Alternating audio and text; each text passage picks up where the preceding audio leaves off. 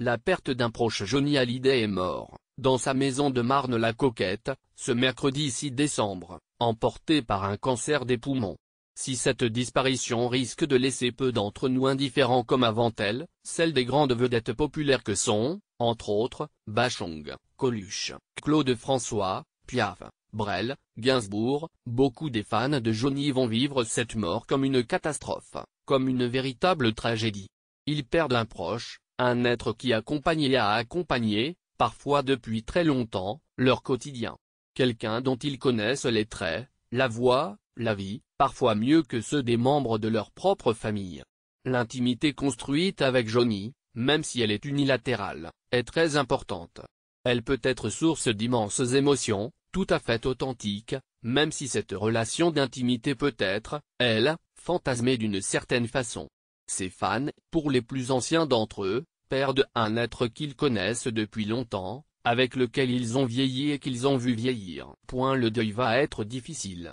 Il est celui d'un être cher, d'un proche, mais aussi souvent d'une partie d'eux-mêmes, de leur enfance, de leur adolescence, de leur jeunesse. Manifester et se manifester le jour qui viennent vont être l'occasion de nombreux micro-trottoirs, de témoignages dans les médias et sur les réseaux sociaux, au cours desquels les fans diront avoir perdu un frère, un père, un ami, un proche.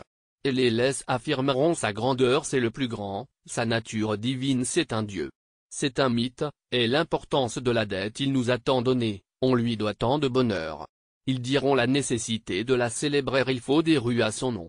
Un hommage national s'impose. Et ils loueront ses qualités immenses sa beauté, sa générosité, son charisme, son talent, rejoints en cela par les vedettes, les politiques, les personnalités publiques. L'espace public, la rue, les lieux symboliques liés à Johnny Hallyday en premier lieu sa demeure à Marne-la-Coquette, mais aussi les réseaux sociaux vont être constitués rapidement en lieu de célébration, de ferveur collective, de communion. De nombreux fans vont ressentir le besoin de témoigner de leur amour pour Johnny Hallyday, de leur ferveur, d'affirmer et de partager collectivement la peine, de célébrer ensemble la grandeur de Johnny, de proclamer de concert l'importance de leur dette, l'immensité du bonheur reçu donné par Johnny, ses concerts et ses disques, leur gratitude éternelle. Parés de leurs attributs de fans, leurs vêtements à l'effigie de Johnny, leurs badges et autres signes de l'appartenance au groupe des fans et de leur amour pour le chanteur, ils vont se rassembler dans des endroits symboliques la demeure du chanteur qui risque fort de devenir lieu de culte, de pèlerinage, de mémoire et de commémoration, de célébration et de recueillement, de tourisme aussi. Ces fans vont allumer des cierges, y déposer des gerbes de fleurs, des poèmes, des dessins, des présents, quantité d'ex-voto et objets divers. Et, filmés et enregistrés par les médias, ils vont donner à voir au monde leur puissance, leur ferveur, leur tristesse, et avec elle, démontrer et proclamer, par le nombre des fans rassemblés et le bruit étourdissant des hommages, la grandeur de Johnny. Des suicides exceptionnels s'il n'est pas exclu que certains, les plus fragiles, heureusement rares et fort peu représentatifs, ne parviennent pas à surmonter leur détresse. On dénombre malheureusement quelques cas de suicide de fans à l'annonce de la disparition d'une vedette.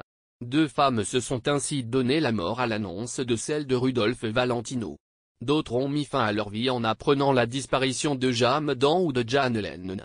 Une vague de suicides aux États-Unis a accompagné la disparition de Marilyn Monroe.